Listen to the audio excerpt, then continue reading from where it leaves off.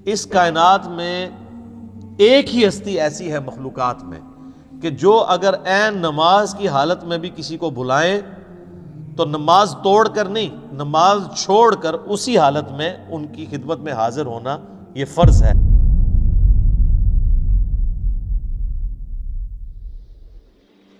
قرآن حکیم کی یہ سب سے عظمت والی صورت ہے۔ اس کی سپورٹ میں صحیح بخاری میں ایک بڑی مشہور حدیث ہے کہ سیدنا ابو سعید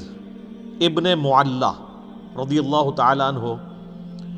کہتے ہیں کہ میں ایک دفعہ مسجد نبوی میں نماز پڑھ رہا تھا تو اللہ کے محبوب صلی اللہ علیہ وآلہ وسلم نے مجھے آواز دی، تو میں چونکہ نماز میں مشغول تھا میں نے جانے میں تاخیر کر دی۔ تھوڑی دیر بعد میں پہنچا تو آپ صلی اللہ علیہ وآلہ وسلم نے فرمایا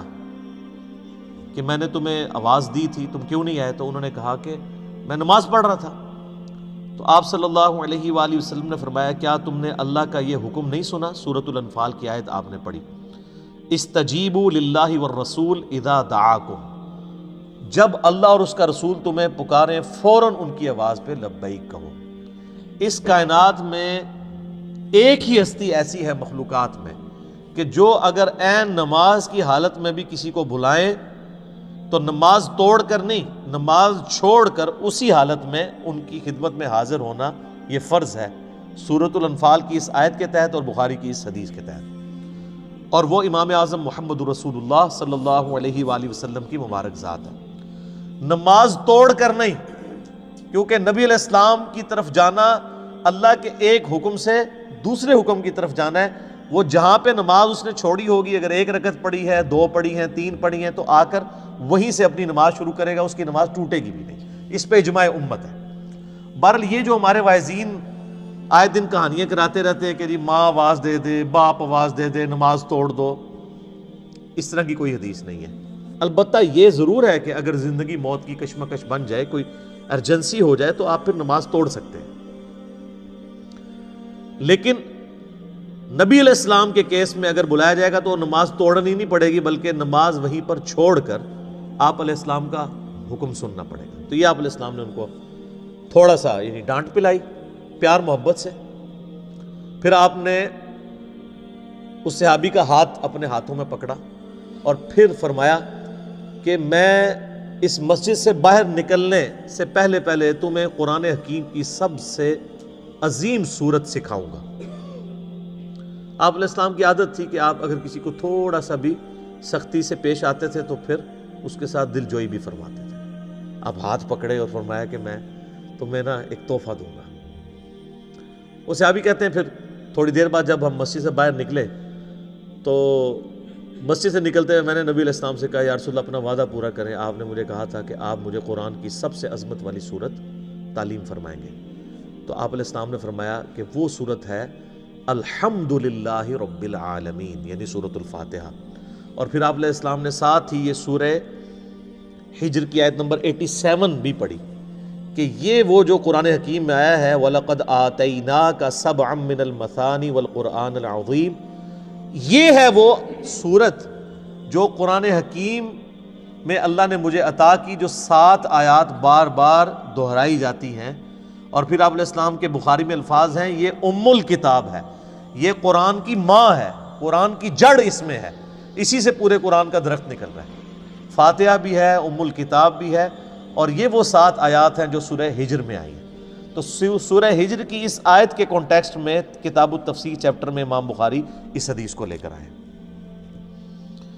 یہ حدیث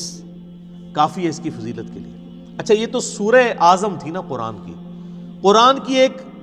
آیت بھی ہے جو اعظم ہے، وہ صحیح مسلم میں حدیث ہے۔ ابی ابن کعب، جن کے بارے میں بخاری مسلم میں آتا ہے کہ 4 بندوں سے قرآن سیکھو، ان میں ایک عبداللہ ابن مسعود ہیں اور ایک ابی ابن کعب ہیں اور سیدنا سالم ہیں، یہ ان میں سے ایک ہیں۔ تو ابی ابن کعب کہتے ہیں کہ نبی علیہ السلام نے مجھ سے ایک دن پوچھا کہ جانتے ہو کہ قرآن کی سب سے اعظم آیت کون سی ہے؟ تو انہوں نے کہا یا رسول اللہ صلی اللہ علیہ وآلہ وسلم، میرے اندازے کے مطابق قرآن حکیم کی سب سے عظیم آیت اللہ لا الہ الا هو الحی القیوم، آیت الکرسی سورہ بقرہ کی آیت نمبر 255 ہے۔ تو